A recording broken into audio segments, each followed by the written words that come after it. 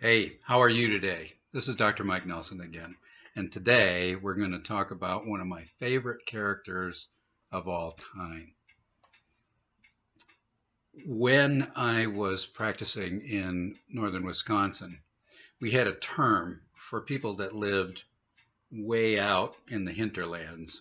We called them Jack Pine savages.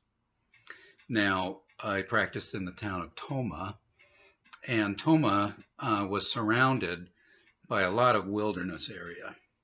To the north was the Black River Forest. To the west was a huge military installation, um, Fort McCoy. And to the east, a lot of reservation land for the great Ho Chunk Nation. And the rest of the land was not worth anything. The soil itself was sandy, what they called sugar sand, because it was so fine, and not suitable for any agricultural products, with one exception. And that exception was cranberries. And cranberries were red gold. But the rest of the country was taken up by wilderness and peat bogs and wide open spaces. And in these places, in the peat bogs and along the edges of the woods, these scrub pines would grow up, not good for anything, not firewood, nothing, gnarly things, known as jack pines.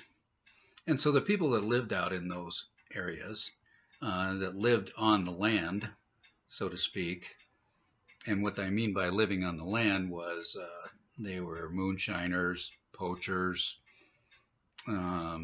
They gathered sphagnum moss in the spring to sell. They got along, and we called them Jack Pine savages. And one of them was one that you couldn't possibly have made up if you absolutely tried as hard as you could. And I'm just going to call him Jack Pine. And I don't want to use his real name because he may still be alive, and I'm still a little afraid of him. Now, Jack Pine was larger than life in a lot of ways. He was tall and skinny and carried a 45 Colt Python on his hip wherever he went, down the street in town, to the bars. And most people were afraid to ask him to take it off. In addition to that, he had a vicious temper and was known for these crazy mood swings. Now, I'd had a couple of experiences with Jack, and it had worked out pretty well, and he trusted me. So it was no surprise that on one particular day, the staff came and told me that Jack Pine was in the office. Now, we had a standing rule when Jack Pine came in. First of all, he had to take his gun off and either check it at the front desk or leave it in his truck. Now, just to tell you what a character he was, he also kept a mountain lion chained in the back seat of his truck to keep an eye on it for him. Well, when Jack came in the office, he kind of set the staff off. He also scared the daylights out of everybody in the waiting room. So Jack had a strict no waiting policy in our office. When he came in, put him in a room. So they told me that he was in the room. Well, one of the things that you really didn't want to do with Jack was make him wait. And it wasn't because we were trying to give him special treatment. Jack had some issues, and one of the issues was he didn't like being in small spaces.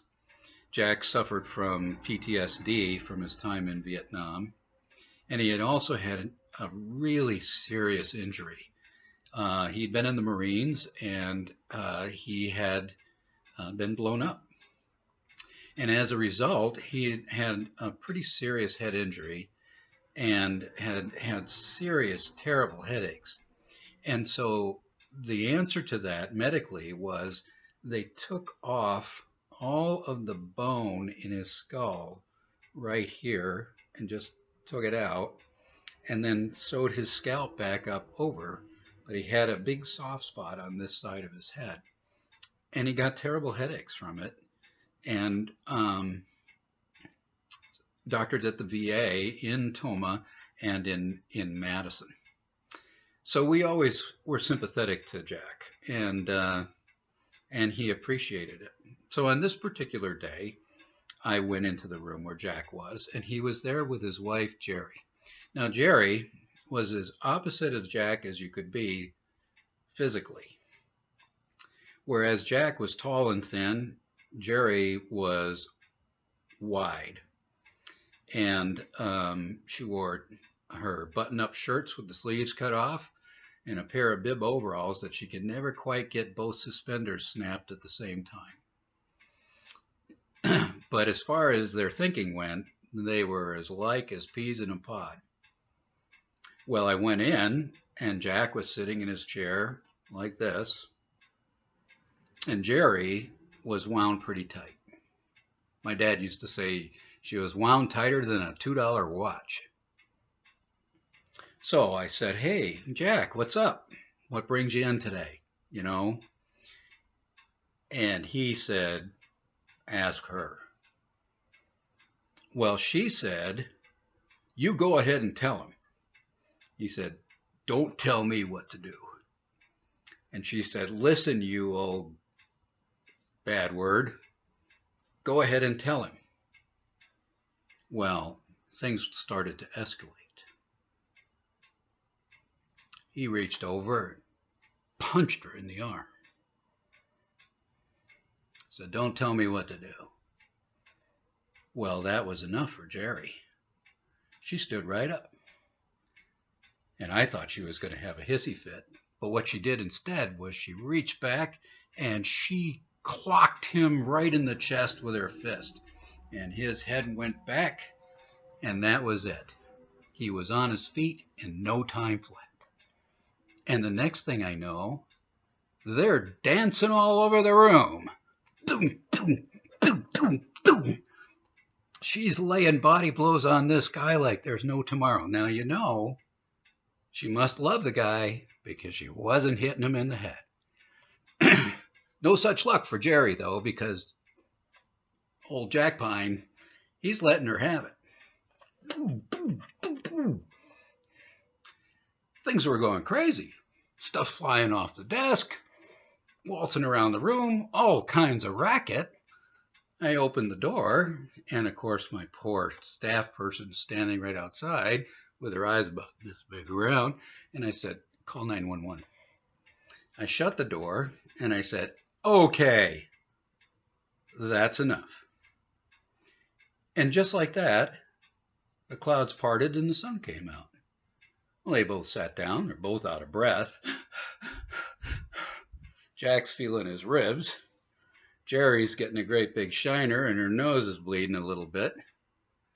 And I said, "Good gravy. What is the matter with you two? What can I do for you?" Well, by this time, Ray can't catch his breath anyway. And so he said, "Just ask her." And I said, "Okay, Jerry, what it is?" She said, "Well, he was trying to fix the tin on the roof of the trailer, and the ladder flipped over, and he caught himself on the steel and cut his head. I told him he needs stitches. He said he isn't coming in to see no damn doctor unless Doc Nelson tells him he needs them." Well, I looked at Jack and I said, "Well, what about it, Jack?" And Jack reached up. Now, he hadn't lost his hat because he kept it right down on his ears most of the time. But he lifted his hat off, and the whole side of his head flopped down over his face like an old tarp in the wind. And I looked at him and I said, "Yeah, Jack, You need stitches. And Jack said, Well, good enough, Doc. Thanks. And they both got up and they walked out of the office. People are strange, but ain't they a gas? I hope you like this one. It's a little longer. MichaelDees.com. Michael Dees YouTube. Thanks, folks.